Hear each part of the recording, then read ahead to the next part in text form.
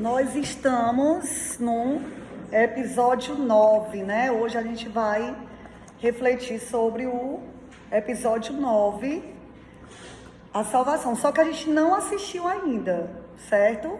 A gente vai deixar para assistir na próxima semana, eu acho.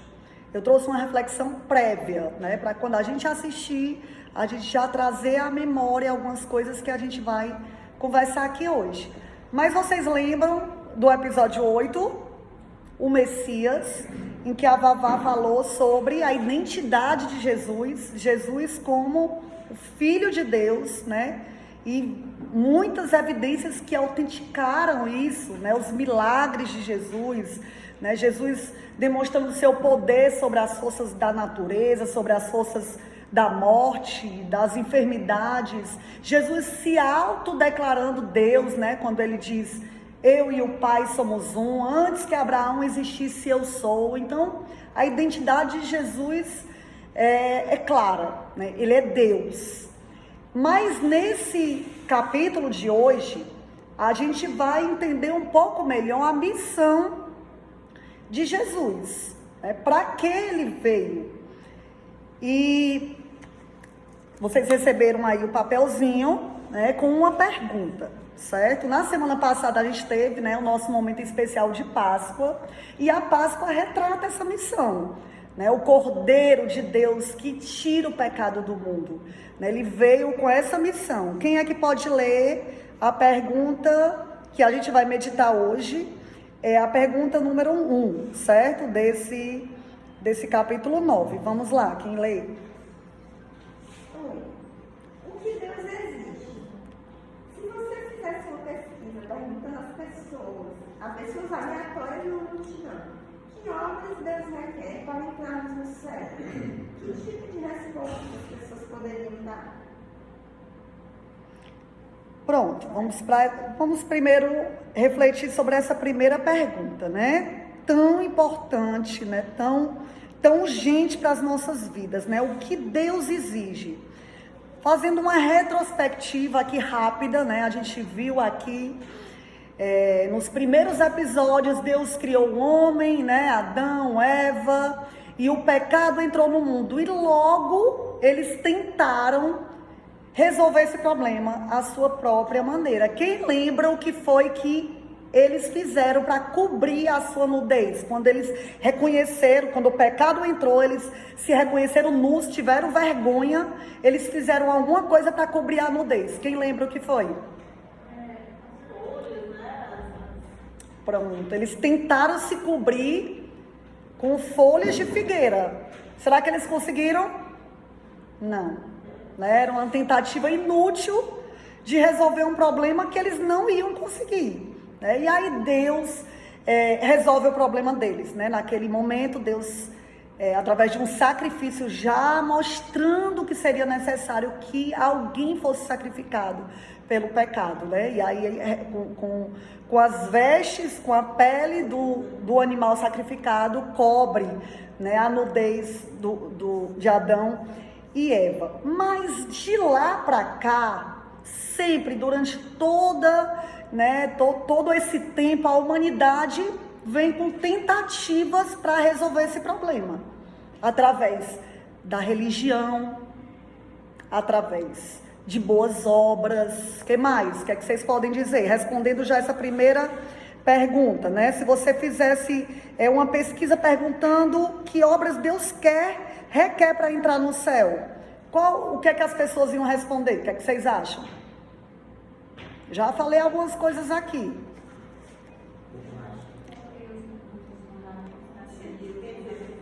Obedecer aos... Pode ser, ou o que você acha também. O que as pessoas... A pergunta aqui, né, diz o que as pessoas vão responder. O que é que você vai ouvir por aí, né? Pronto. Então, muitas coisas, né, que as pessoas, durante toda a humanidade, têm tentado para resolver esse problema. Mas, assim como as folhas de figueira, né, foi uma tentativa inútil. Muito do que a humanidade tenta fazer para resolver esse problema é inútil. né? Como a folha da figueira que não cobria, por exemplo, as nossas boas obras não cobre. Não pode, ainda que a gente se esforce, ainda que a gente faça, mas as nossas boas obras não pode cobrir esse problema, né? A Bíblia diz que todos nós somos como o imundo, e todas as nossas justiças como trapo de imundícia. Então um trapo não pode cobrir, né? E a Bíblia deixa bem clara que a salvação não é pelas obras. Vários versículos lá em Romanos diz: concluímos que o homem é justificado pela fé, independente das obras da lei. Em Efésios a gente vê, né? Porque pela graça sois salvos, mediante a fé. Isso não vem de vós, é dom de Deus, não de obras, para que o homem não se glorie. Então a salvação não vem pelas obras. O homem jamais vai conseguir se salvar, mesmo fazendo as melhores obras que ele possa fazer. Então a salvação é através de quê?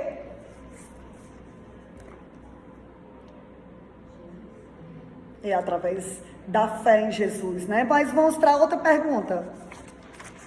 Que resposta Jesus deu para essa mesma pergunta? Qual a resposta certa? Pronto, nesse texto aqui, que está citado aqui nessa pergunta, os discípulos, eles vão até Jesus e perguntam: o que precisamos fazer para realizar as obras que Deus requer? E será que vocês acham que Jesus deu uma lista de requisitos para conquistar a salvação?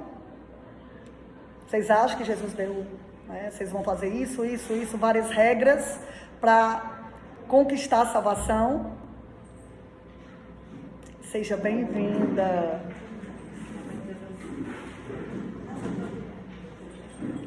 Olha a resposta de Jesus: a obra de Deus é esta: crer naquele que ele enviou. Tão simples, né? Quando vão até Jesus perguntar o que Deus requer, na verdade é a mesma pergunta, né, que está aqui na nossa folhinha: o que Deus requer, né, o que Deus exige. Jesus respondeu de uma maneira tão clara, tão simples: crer naquele que ele enviou. Quem foi que Deus enviou?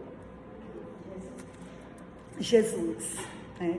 Mas é interessante que essa fé, ela não é uma fé só da mente intelectual. É importante a gente falar isso, né? Porque a Bíblia diz que até o diabo acredita em Jesus, né? Ele estremece. Não é esse tipo de fé, eu acredito, é uma fé do coração, é uma fé transformadora, né? E essa fé, ela é na Bíblia descrita, comparada com vários outros verbos, né? O crer, comparado ao invocar. Jesus diz: todo aquele que invocar o nome do Senhor será salvo, né? É comparado também a ir. Jesus disse: vinde a mim todos vós que estáis cansados e sobrecarregados. É comparado ao receber, lá em João 1,12. Mas a todos quanto o receberam Jesus, a saber, aqueles que creem em meu nome, terão poder de se tornar filhos de Deus, né? E serão salvos. Então, receber Jesus. Mas Jesus usou uma comparação muito clara para mostrar essa fé. Quando ele teve um diálogo, a gente até já falou sobre isso aqui em outro momento. Ele teve um diálogo com um homem chamado Nicodemos. Quem lembra? A gente já falou aqui sobre Nicodemos, né? Nicodemos, um líder religioso, um fariseu, um homem muito zeloso, que conhecia as escrituras, jejuava, cumpria ali a lei. Mas ele vai até Jesus. Ele faz um elogio a Jesus: mestre, tu só pode vir de Deus, porque ninguém pode fazer essas obras que tu faz se não vier de Deus. Mas Jesus vai lá, ó, e é claro, na sua urgente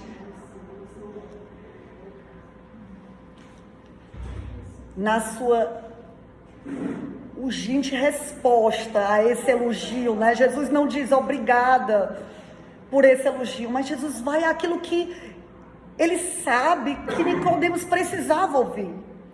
Jesus diz abertamente: Nicodemos, se alguém não nascer de novo, não pode entrar no reino dos céus. E Nicodemos não entende, né? Nicodemos pensa que é o nascimento carnal. Como é que pode um homem sendo velho voltar para o ventre da sua mãe para nascer segunda vez? Mas Jesus vai explicar que esse nascimento é espiritual, né? É uma transformação de vida, uma transformação tão impactante que é comparado a um novo nascimento. E lá em 2 Coríntios 5:17, né, a gente entende melhor isso quando a Bíblia diz: aquele que está em Cristo, nova criatura é. As coisas velhas já passaram, eis que tudo se fez novo, né? Os profetas, eles já falavam dessa transformação, né? Quando eles diziam que Deus ia tirar o nosso coração de pedra e nos dar um coração de carne, ia pôr dentro de nós o seu espírito para que nós pudéssemos o obedecer, não é? Então, essa experiência de novo nascimento é a experiência necessária à salvação. A fé é isso, não é só eu acreditar, não, é algo que muda a nossa vida completamente. E esse é o maior milagre que Jesus quer fazer na nossa vida, né? A gente viu muitos milagres, né? Quando a gente assistiu o episódio 8, né? Jesus mostrando o seu poder ali. Mas esse é o maior milagre que Jesus quer fazer na nossa vida, porque é a salvação. A salvação é essa. Jesus diz: se não nascer de novo, não pode entrar no reino dos céus. Olha como é urgente, né? Agora, ninguém aqui participou do seu nascimento. Participou? Ativamente? Não, né? Esse milagre vem de Deus. É um milagre que Ele faz na nossa vida. Agora, eu preciso de algo para que Ele faça esse milagre. Eu preciso reconhecer que eu preciso disso mais do que tudo. Porque eu sou pecadora, eu preciso reconhecer a minha culpa. E algo que é condição para isso é o arrependimento, mudança de mente. Quando eu reconheço que eu sou pecadora, mas eu digo: eu não quero mais essa vida, eu não quero continuar assim. Mudança de mente, metanoia, é o arrependimento. E aí Jesus faz esse milagre na minha vida. E Jesus falou desse novo nascimento como condição, como precedente para entrar no céu. Veja como é urgente isso, veja como é sério isso, né? Jesus está dizendo, depois Jesus falou novamente para Nicodemos: não te admire de eu te dizer, é necessário nascer de novo, porque se não nascer de novo não pode entrar no reino dos céus. E aí eu vou falar de algo que não é muito agradável, normalmente as pessoas não gostam de ouvir. Quando eu estava preparando essa reflexão, eu pensei nisso, mas eu lembrei do discurso de Jesus. Jesus uma vez pregou duramente e muita gente foi embora. E os discípulos chegam para Jesus: Jesus, muita gente, está todo mundo indo embora. E sabe o que é que Jesus disse? Jesus não mudou o discurso dele para agradar as pessoas. Jesus não mudou, porque Jesus é a verdade. Ele sabia que ele tinha que falar tudo aquilo, né? Jesus perguntou para eles: isso escandaliza vocês? Vocês querem ir também? Mas os discípulos olharam para Jesus: Pedro, né? Para onde nós iremos? Só tu tens as palavras de vida eterna. Então, o que eu vou falar aqui pode não ser agradável aos nossos ouvidos, mas é importante, porque a vida é eterna. Porque o que está em jogo é a nossa salvação, é a nossa eternidade. Então vamos lá. Aquele que nascer de novo vai para o céu. Mas aquele que não nascer de novo, aquele que não passar por essa experiência, o que é que vocês acham que vai acontecer com essa pessoa? Não vai. E vai para onde? Ninguém gosta nem de falar o nome, né? Mas é a realidade, né? Jesus não escondeu isso, certo? Jesus falou de 2 caminhos. Eu trouxe até aqui a figurinha, né? Que eu trabalho com crianças, aí eu gosto de figurinhas, né? Essa daqui eu uso com as crianças. E Jesus falou, quando ele falou lá em Mateus 7, 13 e 14, Jesus falou: entrai pela porta estreita, porque larga é a porta, espaçoso o caminho que conduz à perdição, e são muitos que entram por ela. Mas estreita é a porta e apertado o caminho que conduz à vida, e são poucos os que acertam por ela. Então há dois caminhos, ao céu e ao inferno. Aquele que nascer de novo vai morar no céu, mas aquele que rejeitar Jesus, que não passar por essa experiência transformadora, não vai para o céu, né? E Jesus, ele falou do inferno, por isso que é importante, e por isso que eu me senti direcionada por Deus mesmo para falar. Jesus falou certa vez: não tem mais aquele que mata o corpo, mas nada pode fazer com a alma, mas temei antes aquele que pode lançar no inferno tanto o corpo como a alma, né? Jesus usou as parábolas. Quem lembra aqui da parábola do joio e do trigo? Que o semeador vai lá, semeia o trigo, mas durante a noite vem o mal e semeia o joio, e os dois crescem. Aí os servos vão lá para o Senhor da seara: o Senhor quer que a gente arranque o joio? Não arranca, deixa, eles vão crescer juntos. No final, na colheita, o trigo será separado e o joio será lançado no fogo.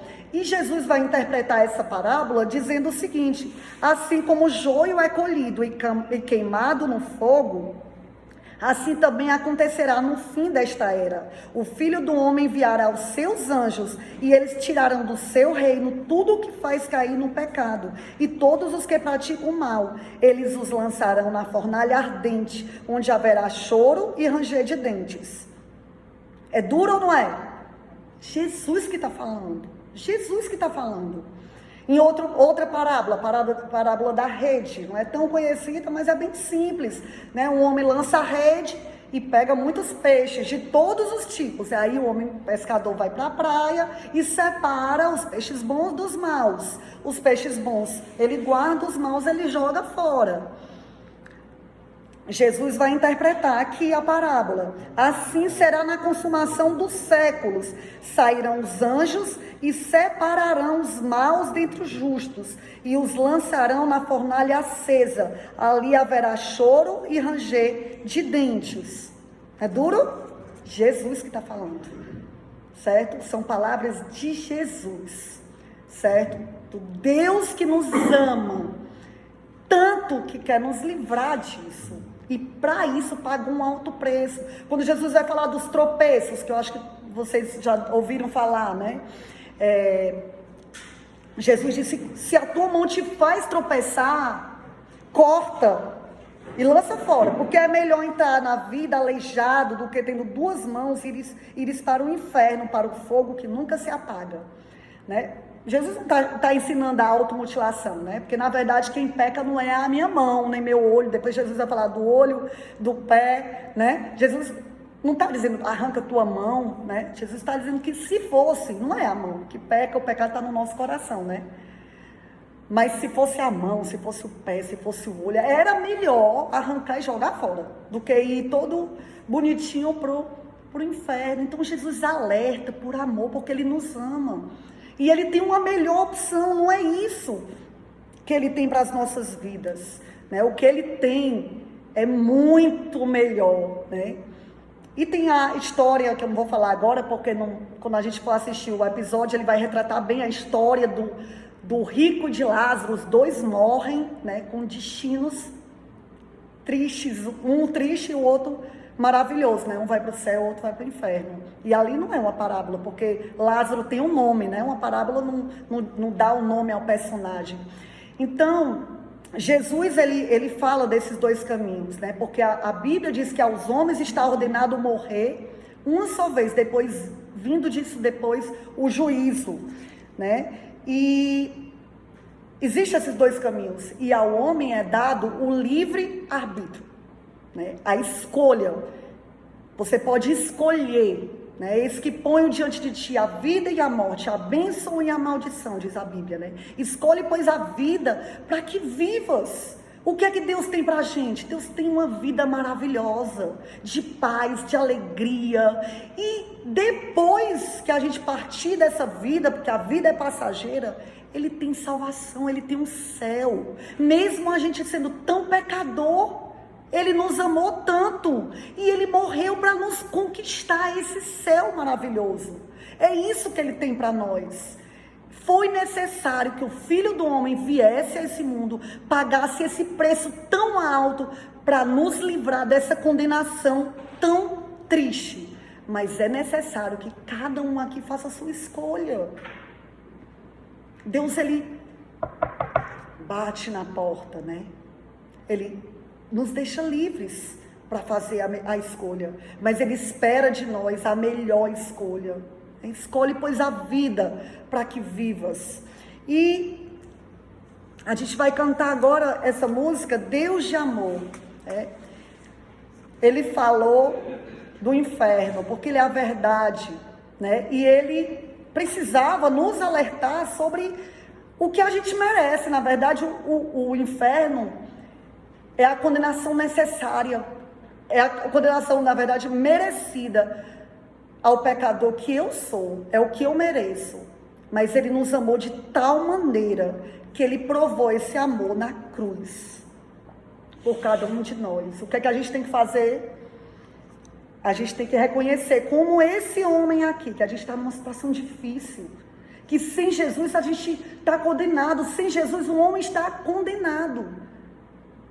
Mas fazer o que ele está fazendo, estender a mão e aceitar esse presente maravilhoso que Jesus conquistou para nós na cruz do Calvário.